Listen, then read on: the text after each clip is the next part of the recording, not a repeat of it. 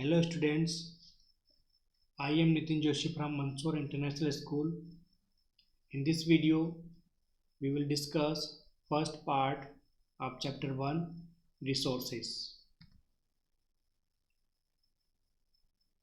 Topics to be covered in this video will be what is a resource and how does something become a resource. So, what is a resource? Anything that can be used to satisfy a need is a resource.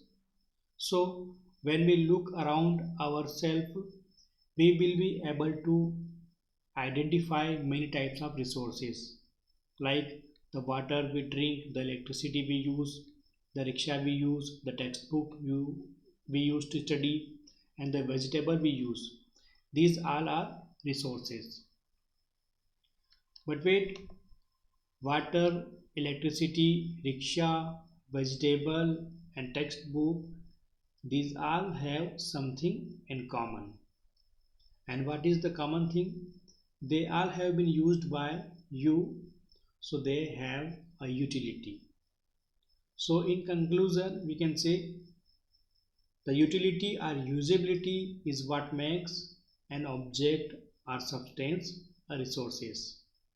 So answer of the question what is the resources will be anything that can be used to satisfy a need is a resource.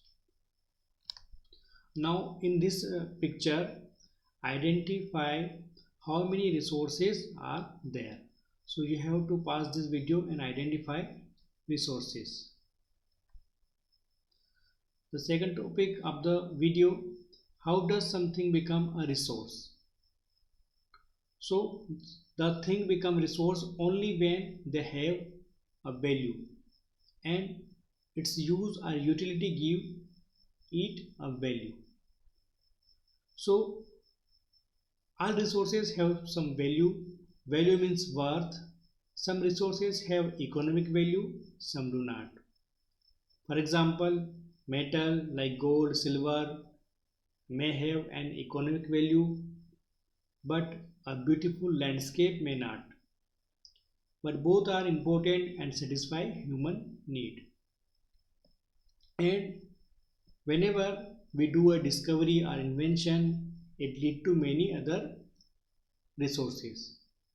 Like example, the discovery of fire lead to the practice of cooking and other processes, while the invention of wheel ultimately resulted in development of newer modes of transport.